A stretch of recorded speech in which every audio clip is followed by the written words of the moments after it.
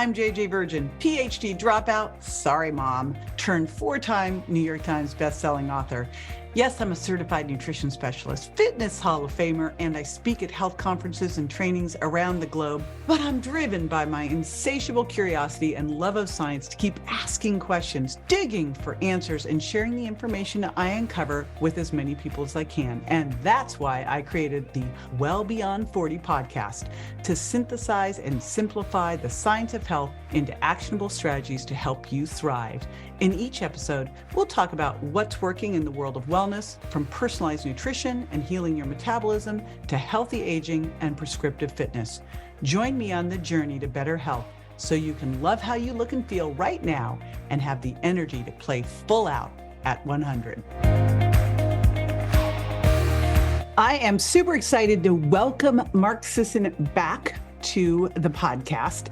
Full disclosure, Mark is actually my oldest friend, not that he's old, but my oldest friend in the fitness industry. We have literally known each other for 35, possibly even longer years, from the early days in LA. And, you know, when we talk about it, we were like, I think Mark, me, Body by Jake, and Tony Horton were probably the first personal trainers back before there was a name for it. It's so crazy. It was fun. We were recently in a dinner in Miami because he moved to Miami from California with Chalene Johnson, who moved from California to Miami as well, talking about like what has gone on in the fitness industry. And part of that, and you'll hear in this interview, is okay, what's gone on in the fitness industry and now what are we doing differently? Like what are some of the changes, especially as we are now not in our 20s anymore? And we're all looking to do what Dr. Peter Attia talks about, that centenarian decathlon, thinking about the things we want to be able to do in our 60s and 70s and 80s. Mark is now 70.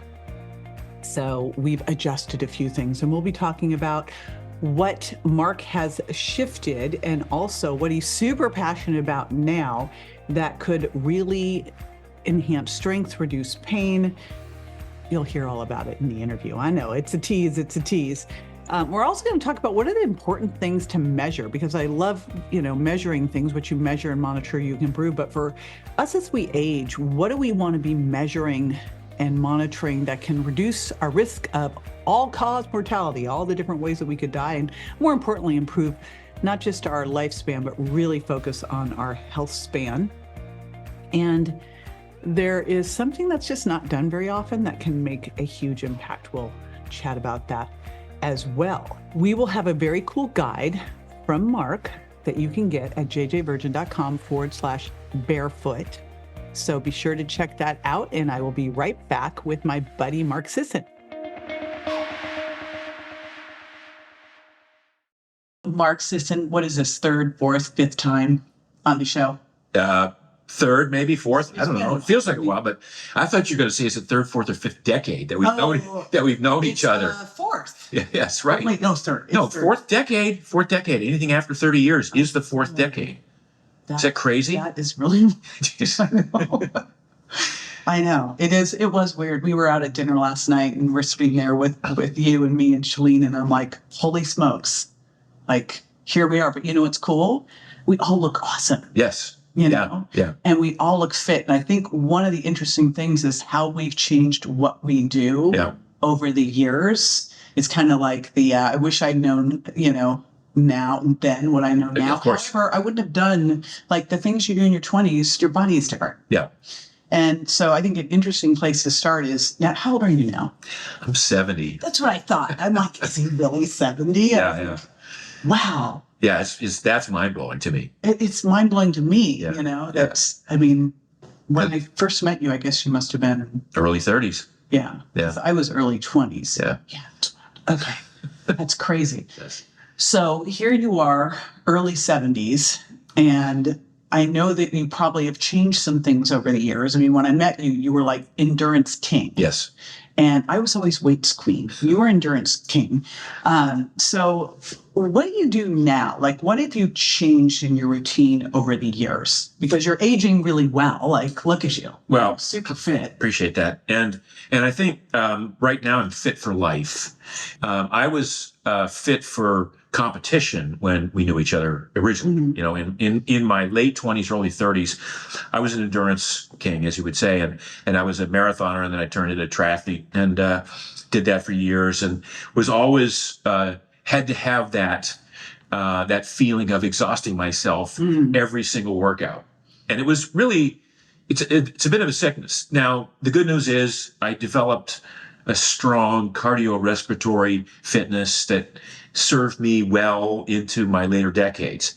But I recognized fairly early on in my 30s or 40s that amount of stress on my joints in order to try and push the heart every single day was not going to serve me. So I cut back on the amount of miles I was doing. I stopped running entirely. Like literally, I haven't run a mile in 30 years. So when did you start to notice this? How old were you? So I was in my 40s. Initially, I got injured as a runner, and that was a big red flag for me. Like, okay, I'm only in my late 20s, early 30s, and now I'm injured, and I'm not going to be able to compete at the level that I was used to ever again. This was arthritis and tendonitis and a lot of things that were overuse injuries. So you can't train at that level and hope to surpass a level of fitness and overcome those sorts of injuries. Those injuries then are caused by the training. So I cut back on the training. I started lifting more weights. I cut out sugars. I started looking into the diet, which, that informed the rest of my career. My career after the age of 35 was all about, the primal blueprint and finding ways in which we could become lean and fit and strong and happy and healthy and productive without all of this pain and suffering and sacrifice. What are the hidden genetic switches that we all have? And so I shifted more toward I would say more efficient, effective types of training, which was not a lot of mileage, but more weightlifting, real specific training for joints, range of motion, mobility, resilience, being able to come back from a workout, not beat up, but be able to go. Was that mentally hard for you? Really hard. No, it took me 5 years. After I quit competing at a high level, I still coached for 10 years. And even while I was coaching, I trained with my athletes the same way. Right? Yes. And so I would go out and I was training world-class triathletes. And while I wasn't as fit as they were to race at that level, I could do the workouts that they did once in a while. The thing about training at that level is you have to do those workouts every single day. But I still had the ability to do those workouts once in a while and then take 3 days to recover, obviously. So I could still do the work. So I still had it in my mind that I'm up there. I could hop in a race. If I really wanted to. I could hop in a race. I could win my age group. I could, so that lingered for another 5 years. So it did take a long time for me to get that kind of thing out of my mind. And that it's almost like a sickness. It's almost like an anorexic type effect. Like you're trying to exert control over your body by doing something every day that's so tough that no one else could do it. And then you can come back and do it again the next day and the next day and the next day. So it's a bit of a psychological issue that you have to overcome. But once that leaves, once I got that out of my mind, the good news was it never came back. It was, and if people say now, because I'm pretty fit now, and people say you should race, you should start racing again. I'm like, no way. I lost that mojo so long ago, and the few times that I've thought about getting back into the ring and competing, I do 2 days of training. I'm like, no, this is, I don't want to do this anymore. This was a part of my life that I'm very thankful that I did. And I'm very thankful I left it behind. And the lessons that I learned, if I know then what I know now, the lessons that I learned were such that I want longevity. I want to be able to be fit and look fit and be healthy and look healthy for as long as I can. And that's what really informs my workouts now. So long-winded answer, like what do I do differently? So now my workout week, I do 2 days in the gym. So today was my cardio day. So today I did an hour and a half hard ride on a fat tire bike in the sand on a beach. Yeah, that does not appeal to me whatsoever. And while it does not sound appealing when I describe it like that, it's, you're out in nature, the view is great. There's all people walking along you're getting the sort of negative ions from the ocean breeze. So now what it looks like is 2 days a week in the gym, one day probably a week of this hard bike ride, one day a week of stand-up paddling. Mm-hmm. And so I do that in the bay here, an hour hard. I don't go with anyone else because I want to be in the zone. It's meditative for me. And I'm hanging out, like the last time I went last week, like a 500-pound manatee just below me. We'll go out in the canal to do this, and literally dolphins are with us. Yeah. This is wild. Yeah. You do it in California, and you're like, is that a shark? Is that a shark? So you get that's the nature part of it. And the point is, and then one day, 2 days a week now, when I would have normally said, okay, I have to do something, I have to work out something today, and how do I fit it into the overall scheme of things? I'll just go to the gym and I'll literally stretch for an hour, and I'll just easy stretching, dead hangs, things that I never would have done and never would have thought are important, but all of a sudden, as I am getting older, and as I get out of bed in the morning and things are starting to creak and be stiff, I want that mobility and flexibility and resilience along with the strength and the cardiovascular fitness. Have you done the stand to sit to stand test? Without the hands? Yeah. So I can't do that. I have the cameraman on me, and I've got the knee replacement, hip replacement from all those old injuries of beating myself up early in my 20s. And there I am. I go, okay, so let's just record this. And this is where you stand with your feet crossed. Yes. And you deduct a point for any time you have to use an appendage. So I'm like going down, and I go, boom. And I'm like, I'm pretty sure that doesn't count. That you just crash to the floor. But trying to get up off the floor with your feet crossed, I'm like, how on earth is someone able to do that? I think you train for it. And that's the metric that I've heard. Like if you're over you can have 50. You can do one down, one up, and you still are good. Yeah. And I could easily get off the ground with one hand. So that's a nothing thing. But I'm also, again, as you get older, like I have this, Peter Attia has this list, what he calls the centenary decathlon. So resonated with me. So I wrote this list of things down that I want to do. So a lot of things are like a minute and a half dead hang, right? Just hanging from a bar. Tell people why that's important. Because you'd hear that and go, why would I want to hang from a bar? It's just one metric of resilience of the joints and flexibility and grip strength. It's mostly grip strength. Yeah, which I'm sure you've seen that research where they looked at 2 million people. Yeah. And people with poor grip strength had the highest all-cause mortality. That and VO2 max is like. They say that the grip strength is the proxy for that. I'm gonna beg to differ on that, because I think certainly VO2 max is a much better proxy. Yeah. But you can't test VO2 max as easily. You do all of those, like you do VO2 max. I just did an interview with Andy Galpin. He's like leg strength, which I think we really have to focus on. Yeah. But VO2 max, you can still do. I did a predicted one. I have to go do the real one. I just don't want to. And I'm training right now to do a real one, because I wrote this list down. Yeah. So the dead hang. I want to be able to stand with my arms crossed, eyes closed on one leg for 30 seconds on each foot. Can't you do that now?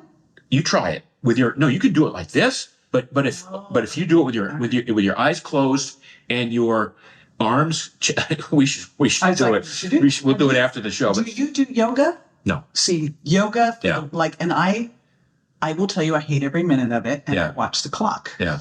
But what it makes you do is all of that balance stuff. Yeah. That is so horrible and hard. And so I think I probably could beat you on this one. Okay. So okay. All right. Okay. So we're going to try this.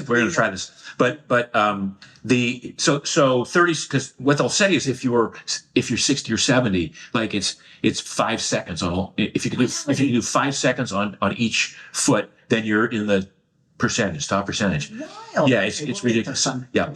So then, I want to be able to deadlift 1.5 times my body weight 10 times. Okay. I want to be able to bench press my body weight 10 times. I want to be able to remain in zone 4 on a bike for an hour. Tell people what zone 4 is. So, there's 5 training zones. Zone 1 is basically, rest up to slow walk. Zone 2 is what all of the guys are a little breathy. You're working out, but you can still carry on a conversation. Zone 3 becomes, now you're a little bit out of breath. Zone 4 is basically a race pace if you're racing an hour plus or minus. And then zone 5 is high end stuff. It's up to your max heart rate. So you can't exceed zone 5. So I want to do that on a bike. I've got, what are some of the other things? Oh, plank, 3-minute plank. Mm-hmm. You can do that now. Yeah, but I'm just saying, no. You want to keep I want to keep at it. I want to, and for me, I'm not saying I want to, this is a goal list as much as this is what I either can do or want to be able to do or should be able to do based on my current training. Like I should be able to do all those based on my current training right now. Okay. So at 80 and at like. Well, we'll see what 80 looks like. I mean, we'll see. But at 80, but I just want to get my baseline of really exceptional stuff at 70. Like I want a VO2 max of 45. I was going to ask you what you were going. I'm going for 45. And this is the reason that these are all important when he talks about the centenary of the decathlon. It's like picking up your grandkids, running up the stairs, doing these things that we don't even think about. Right. And I always tell people, I'm like, you go do the leg press so you do not have to call your husband to get off the toilet. Like, yes. I never want to be that person ever. So. Yeah. I set a goal years ago. So one of my life goals is I want to be able to beat my 7-year-old grandchild in a 100-yard dash. Well, so my granddaughter's 4 now. So in 3 years, when I'm 73 and she's 7, am I going to be able to beat her in a 100-yard dash? And is she aware of this? No, she's not. I can't ever have her trained. I know. She can't be sneak training on me. Yeah, just start do some dancing or something. Right. Bring it on.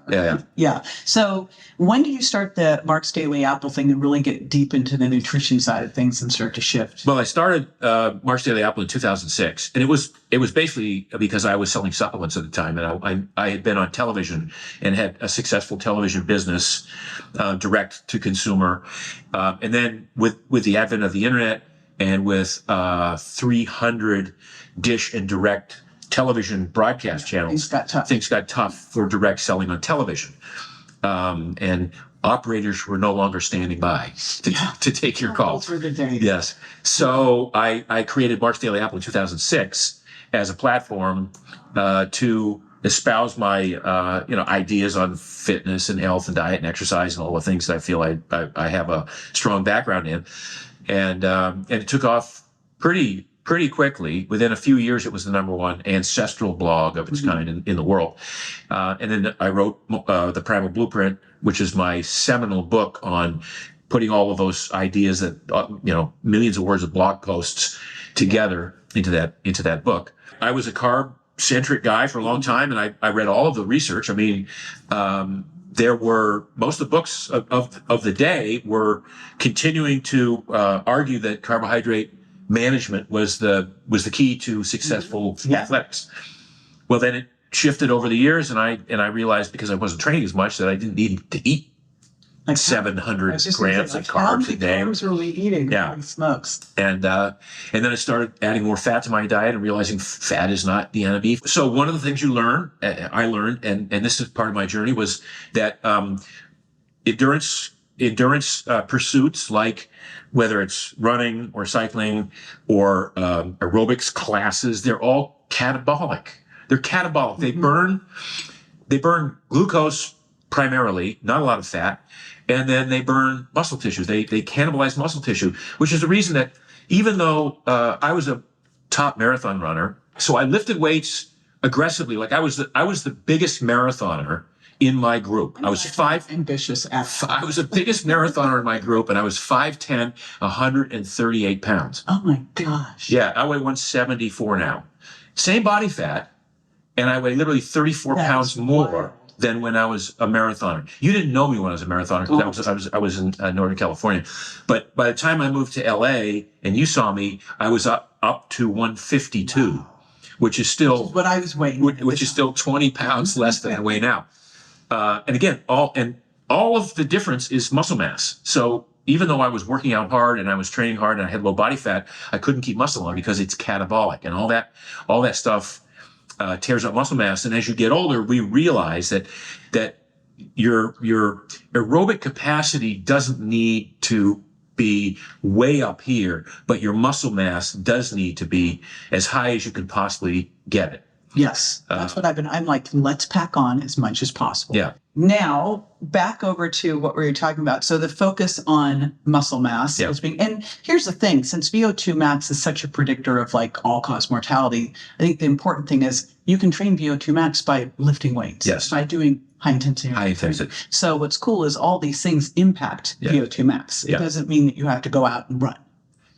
Exactly. In fact, what we would say is every exercise is cardio. All exercise is cardio. So that's the whole thing. I'm like, except for this extreme sprint training, it's all cardio. You're using oxygen. Yeah. But even, I'm thinking now oxygen system, but everything involves your heart. Even sprinting is cardio because it just doesn't involve oxygen. Yeah, but it's still working your heart muscle. Everything. And building a strong heart muscle to be able to keep up with the demands of the body. See, we choose to put the body into a certain situation. Our cognition says, I'm going to go do a heavy leg day, or I'm going to do a sprint day.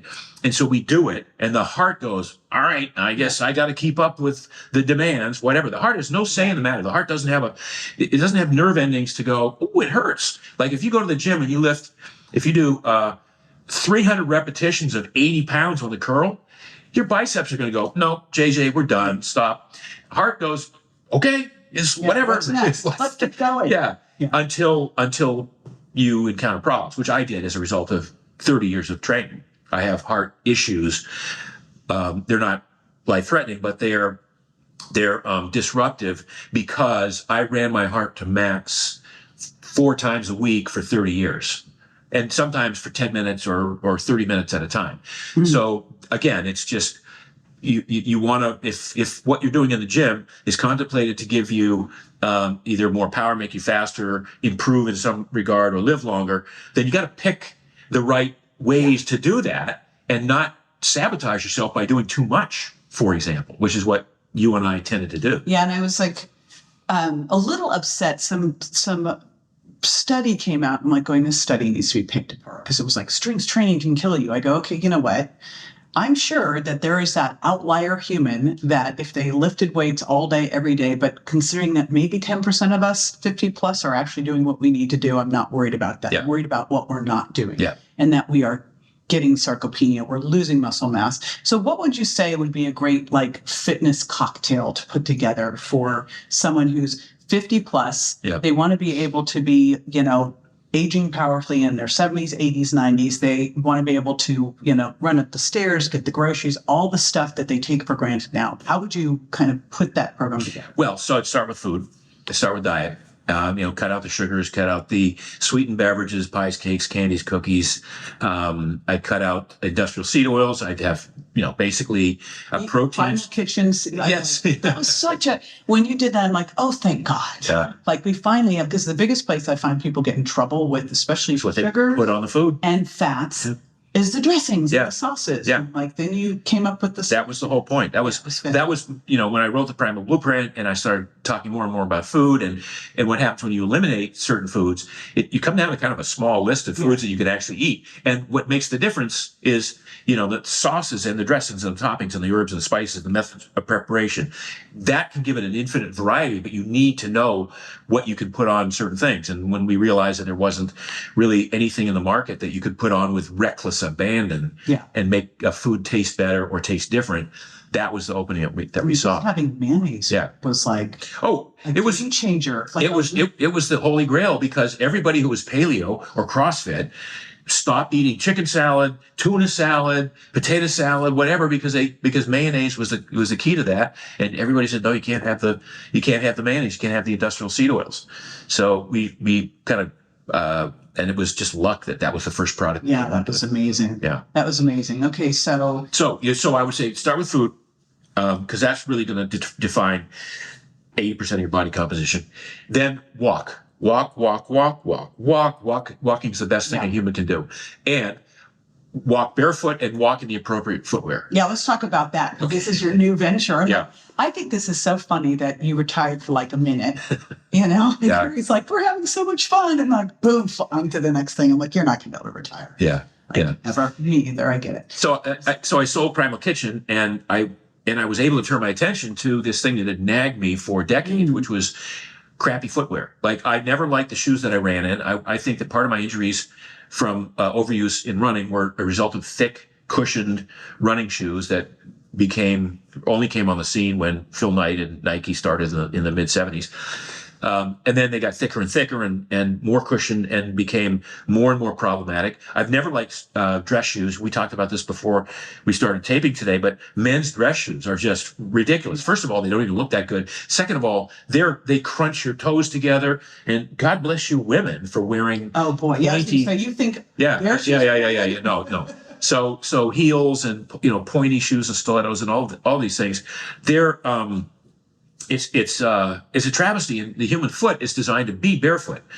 Well, we can't. We have pavement, concrete, glass, tile, marble, hardwood floors, linoleum, all of these surfaces that we did not evolve to walk barefoot on those.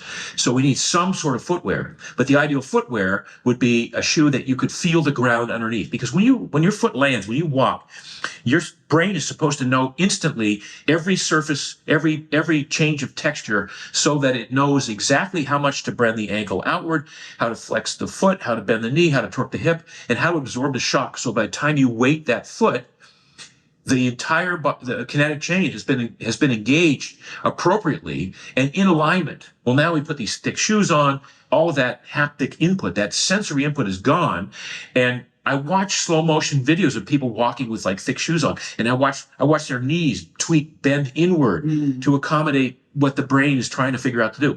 All of this is fixed by going barefoot. But if you can't go barefoot, then you have to pick the appropriate shoe. And the appropriate shoe is it's a minimalist shoe. It's wide, thin, flat, and flexible. So it's wide. It has to have a wide toe box to accommodate toe splay. It has to have enough, be thin enough to feel the ground. Zero drop from the heel to the toe, because most shoes have a raised heel, if you'll notice, and that raised heel, among many other things, shortens the calf muscle, which puts tension on the Achilles and can cause plantar fascia problems. So you want it to be flat. And then ultimately what we did was we designed a 5-toed shoe that allows the toes to articulate, because you want the toe, especially the great toe, the big toe, to push off on its own, separate from the other toes if necessary, to get the proper gait and the proper stride. So when you walk in the right shoes, you're reinforcing this powerful kinetic chain that you have. When you don't walk in the right shoes, a lot of people say, I'd love to walk, but I can't because it hurts my lower back or it hurts my knees or whatever. It's not because of anything wrong with you. It's the footwear that you've chosen that is putting you in a compromised position and only exacerbating problems. And here's what's cool about this, although and I'm going to share my story because we're going to overcome it. And I'm going to make a proclamation that I'll have to do because I said so. Yeah. So these are the ugliest, not yours, but these shoes before, I would always look at it and go, those are the ugliest shoes I've ever seen. Yeah. And for women, no way. Are you getting ugly shoes on our feet? Yeah. No chance. You're already telling us to take our heels off. Now, this is easier post-pandemic. I will tell you, I have a whole closet of high heels, and I'm like, what was I thinking? Yeah. Now my body's like, don't wear that. Yeah. Just don't do that. Yeah. So you overcame the ugly. Yeah. These things are really cute. Yeah. Now, I get them, and I've gone to a movement therapist. He goes, you need to start wearing yoga toes. Oh my gosh, those are the most painful things ever. Super painful. And then, of course, I did it for a month and probably forgot or made myself sick. But I get your shoes and I can't get my little feet in there. And I'm highly impatient. In 30 seconds, my feet don't go in the shoe. I'm like, I'm out. So walk through someone trying these shoes, kind of walk through the experience, me going now and trying them again. What would I what would I expect over the course of, say, a month, and what things would I notice changing by wearing them? Well, so first of all, you have to get the toes in out for people who are watching. You'll want to check this out. Yeah. So this is the First of all, look how cute this is. all right. So this is the trainer. This is a blue men's trainer. We have pink for women and black and white for women, but it's got 5 toes, and you want to get the toes into each individual toe box. That's the first. Yeah, that was the first critical thing. And as we say, if your toes slide right into these shoes, you want these shoes. If your toes don't slide right into these, you need these shoes. So a lot of people will take 10 minutes sometimes to like finally get their toes in. And then at that point, I would say you lace the shoes up, you wear them around the house for an hour or two, whatever is comfortable. You take them off. Most people will notice that their toes are tired. That's because they haven't worked their toes for decades. They haven't really worked their toes. Even when they're walking barefoot, most people don't walk barefoot enough to really work their toes. So then the next day, go through the process again, put them on, walk around, do some errands, drive around town, pick the kids up at school, go to Whole Foods or wherever you go, and get used to that sensation.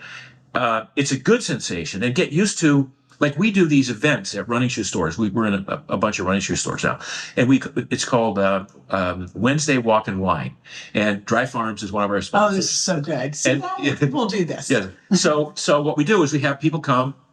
We bring try-on samples, and so everybody gets to wear a pair for the walk.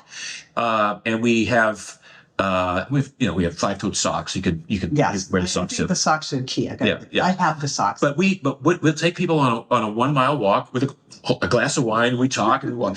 But we walk over manhole covers, and we walk on curbs, and we walk in divots on the ground. And we say, feel what's going on with your foot and your toe, and you get to the point where you go, oh my God! Like my whole life, I've been oblivious to what's going on underneath my feet, and now all of a sudden my feet are informing my brain of exactly how to bend my ankle and bend my knee and whatever.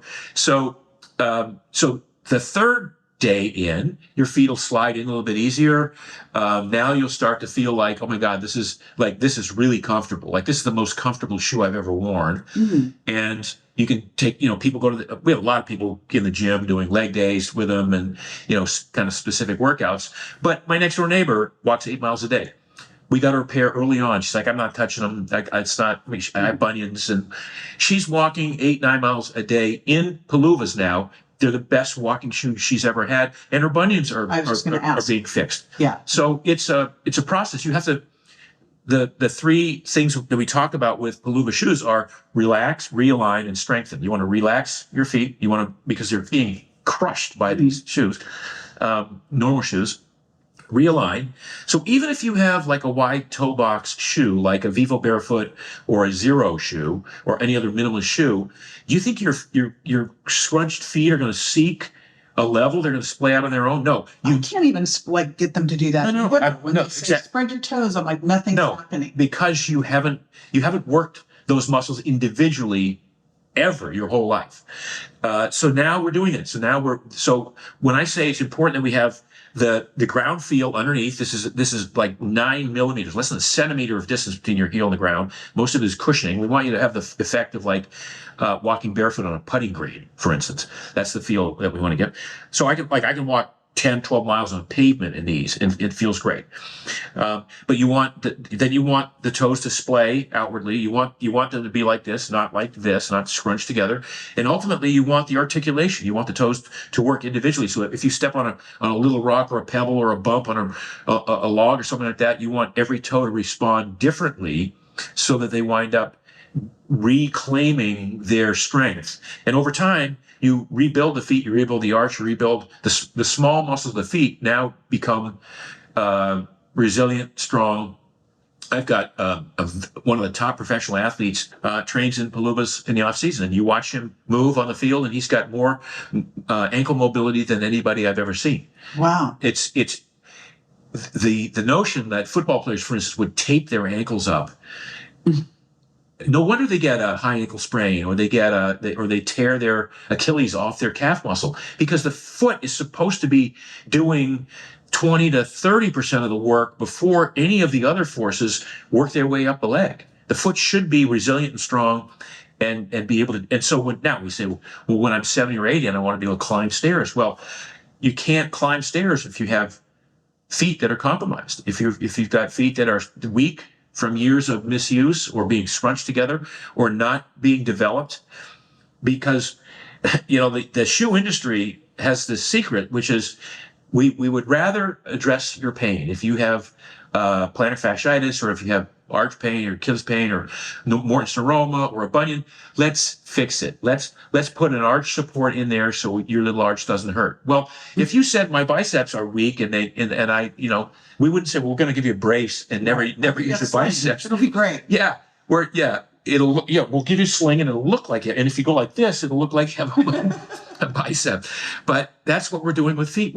Because we encase and brace our feet in these, what we think are modern orthopedically sound shoes, we're doing the exact opposite. And it strikes me that, when you think about strength training, you can never go past your weakest sling.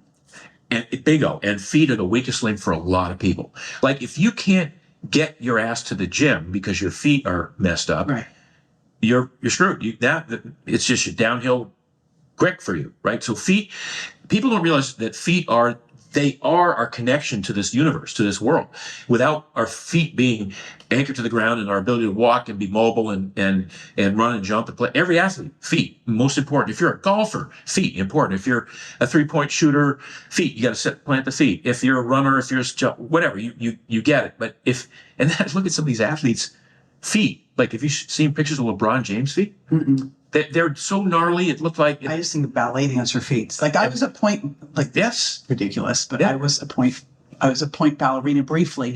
For my ACL. Yeah. But boy, you have bad feet when you do that. Yes. Shove all that in on a toe shoe and stand up. No. So I could just imagine. But just imagine. I mean, we're talking athletes, and then I think of everyday life, and just even the shoes that Shalene and Carrie were wearing last night. Not me, but what they were wearing, and just what we all do in the name of fashion, right? In the name of looking good. And Shalene. I mean, I get it. Shalene wants to appear, she's 5'2", statuesque.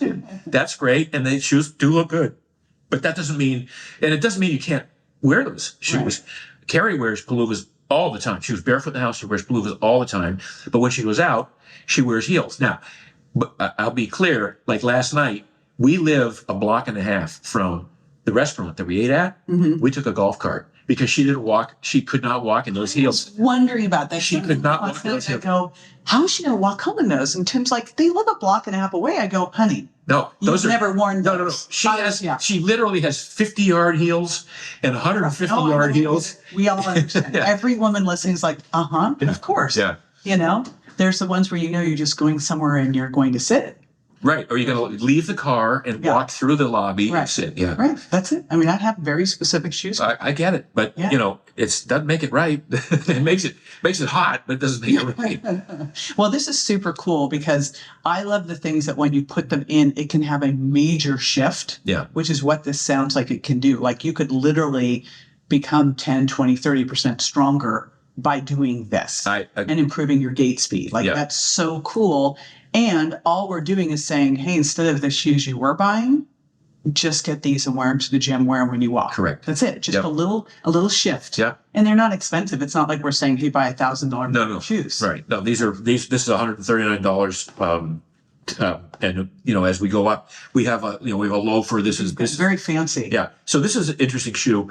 It looks thick. It's made to look like other shoes on the market, sort of stylish shoes. It's still only 1 centimeter of height. So it's a trompe l'oeil, if you will. And then we have this. This is the men's desert. That's so cool. Desert Those boot. are so cool. Yeah. So that's a desert boot. So, and the idea was once you understand the joy of toe freedom and the experience of having your toes, being able to live freely and do what they're supposed to do, you won't want to wear other shoes again. Now, you wear the heels, whatever. Right. You earn your heels. You earn your heels. But for people like me, who I just don't, I can't wear any other shoes because every time I put on on running shoes or any other Nikes or whatever. Yeah, they're wide at the metatarsal, but my toes still want to keep going out from there, which like they're supposed to, and then the shoes just scrunch them back together again. So, but it would be off-brand. So So there you go.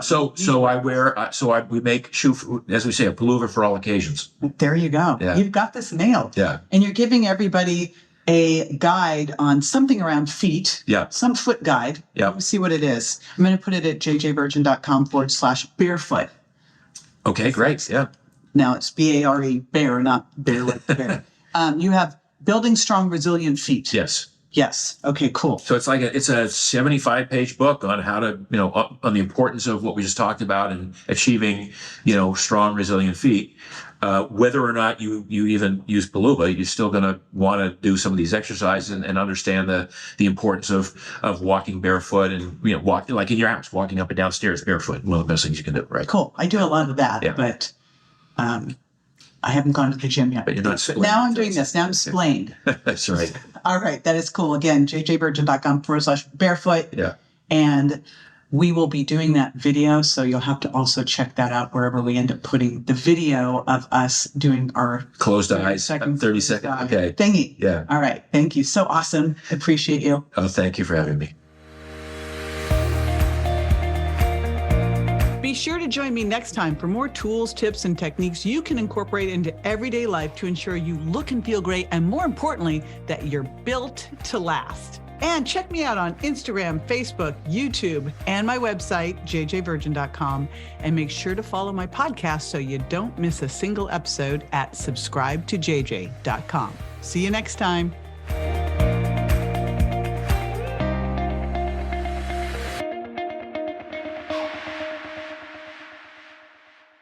Hey, JJ here, and just a reminder that the Well Beyond 40 podcast offers health, wellness, fitness, and nutritional information that's designed for educational and entertainment purposes only. You should not rely on this information as a substitute for, nor does it replace professional medical advice, diagnosis, or treatment. If you have any concerns or questions about your health, you should always consult with a physician or other healthcare professional. Make sure that you do not disregard, avoid, or delay obtaining medical or health-related advice from your healthcare professional because of something you may have heard on the show or read in our show notes. The use of any information provided on the show is solely at your own risk.